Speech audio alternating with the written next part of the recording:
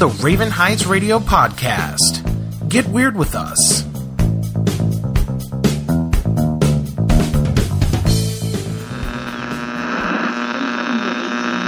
Like, I don't know. I'm surprised that you never just moved to Nashville or like moved to the Carolinas and be like a house band somewhere. You know what? I talk about that all the time when my plan is to move to Carolina and get a job, but I'm thinking about the job I want if I go there to be a drummer in a house band and just play 3-4 nights a week, and that's how I live. You know, what I get, what I don't, I don't. You know, just well, houses are cheaper, so you got that. Yeah. And thing is, too, I know you got Jim down there, and that's your best friend. Yeah. So, what? I don't know. You know, we'll see what tomorrow brings. Who knows? Who knows? I might be getting a U-Haul tomorrow morning. Well, I know it's got to feel good in a way to at least not be spending all day with the cutter machine, because that was a big part of your life for a long time. Yeah, it's good to switch it up. I miss that, but I like better where I'm at today. You're closer to home. I'm closer to home. I make better money, but still, it's not my happy place. My happy place is in Myrtle Beach, South Carolina, and if I can be there and wake up, and even if I'm working, hey, life's good. You're going to work and you're at a beach. Yep. So if I can go work, do maintenance at a hotel, or maybe get a gig playing with a band, yeah, I'm happy. I'm happy as pig in slop. I'm good. Hey, and you know, I feel the same way, where it's like I might get frustrated with my day job a lot, but at the end of the day, if I can have my happy place and go on trips to New York every couple months, or have the time to like buy this computer and this microphone and do this once a week, that's life. Yeah, it works for me. What do they say? Working for the weekend? Yeah. Hey, I go to work every Monday looking forward to Friday.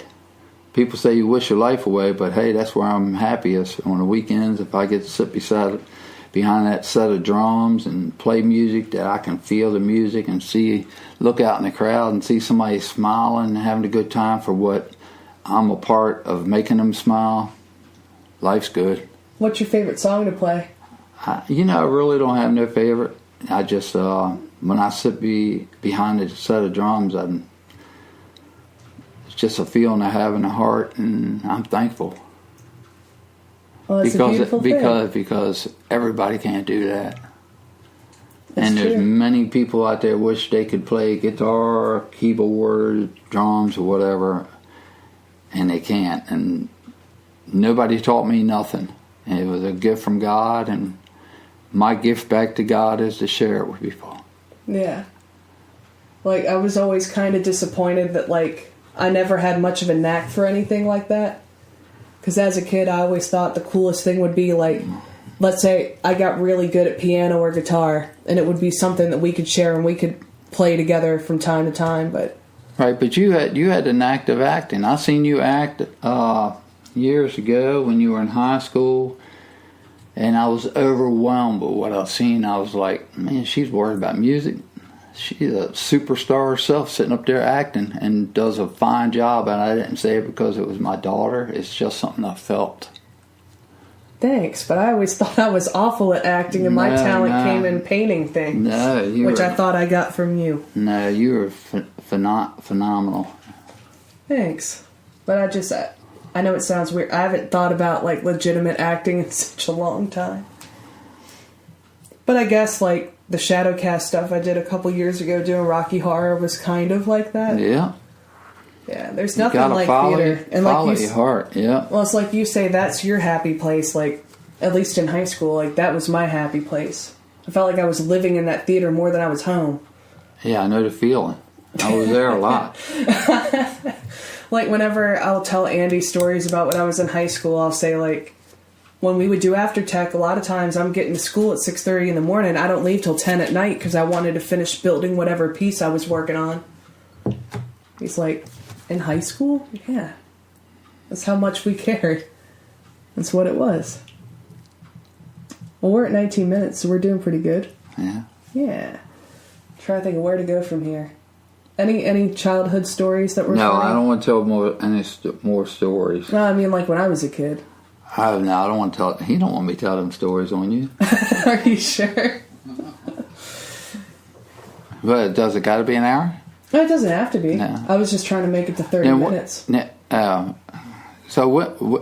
Are we on now? Yeah, we're still on. Yeah. I gotta tell the people goodbye before we go. Okay. What were you gonna ask me? Oh, I don't know. It's went over my head now. Yeah. Does it feel weird that I'm turning 28? Yeah, it does feel Weird. weird. Like, I'm sure you don't feel in your 50s, do you? No, I'm far from my 50s. I'm 25 at heart, always. Yeah.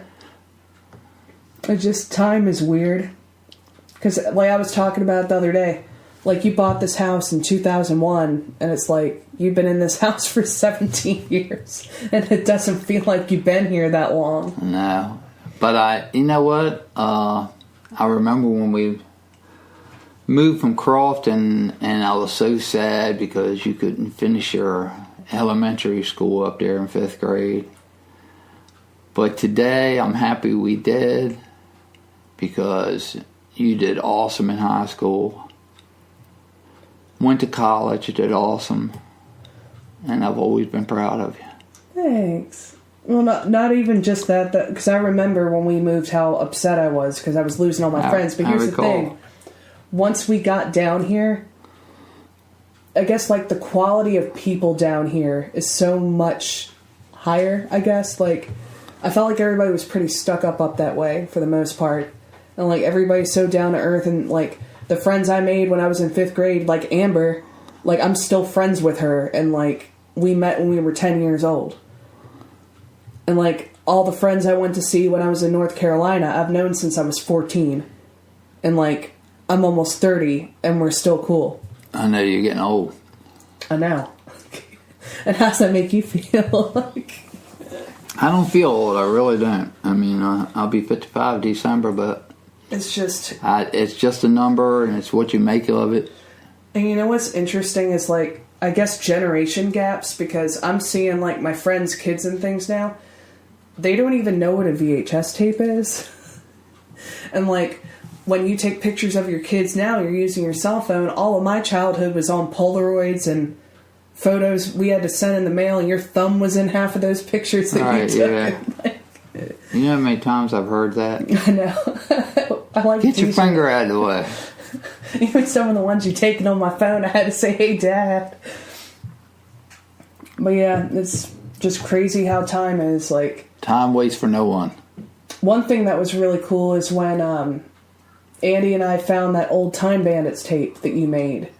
And what did you tell me? Like, you went to edit that on, like, a beta player? A beta from a video shop years ago, and that's what the movie was called, The Time Bandits.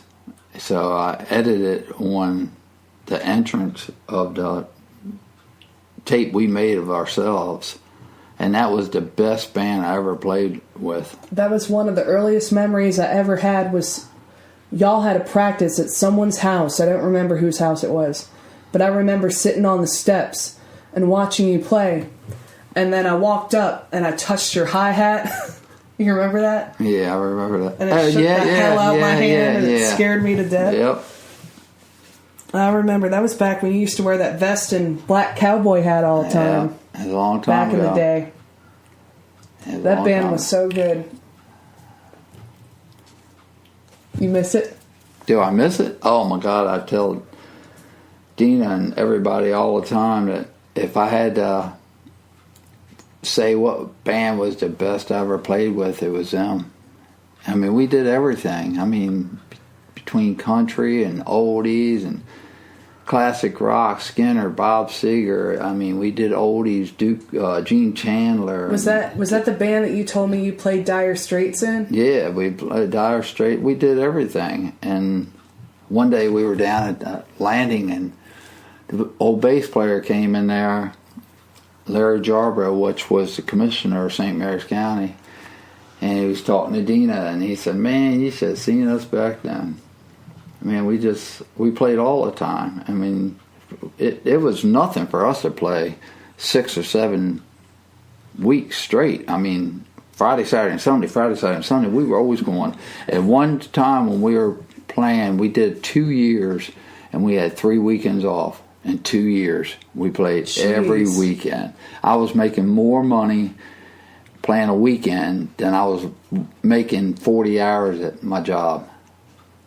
Damn. And it was just phenomenal. I mean, meeting people. We were playing for Extra 104 radio station, 93.1 out of Baltimore, MZQ. We were 93.1, Extra 104. I mean, we were just playing for all these radio stations, for Ronald McDonald House, fundraisers. Jeez. I mean, we were all over the place. And the money we were generating, I mean, at that time, that's the best band I ever played with. And if I was going to make it in Nashville, that's when I thought I was going to make it. But still, I bet you, if you had that opportunity come your way again, you'd do it in a heartbeat. If I had that opportunity, if you could just drop your day job and do that full time. If I had that opportunity, I'd quit right now, because that's where my true love is. You know, they say if you love what you do, it's not like work. That's how I feel when I play music. I love it, so it's not like work. It's you're doing something that you love to do, that's in your heart. I mean, and just to make it on-air official, I am very proud of the person you are. And it's because of how hard you work and the passion you've got in everything you do that makes me who I am. Well, thank you for that. You're welcome. But that was my job. I'm a family person, always been, and I take responsibility seriously. And you have kids and you have a wife, you take care of them. But here's the thing. That's what you sign up for. The way that you took that responsibility seriously, I think really reflects in both me and in Brandy. Well, thank you. As you see us grow up, and I think the coolest thing about becoming an adult in terms of us has been that now it's like, not only are you my dad and my ace, but you're my friend too. Well, ditto. Well, on that note, we can wrap up, but just wanted to say I love you. I love you too. And thanks for listening. As usual, you can find me on Twitter at Raven Heights, and definitely comment and share, because I think this is a pretty good one. Good night.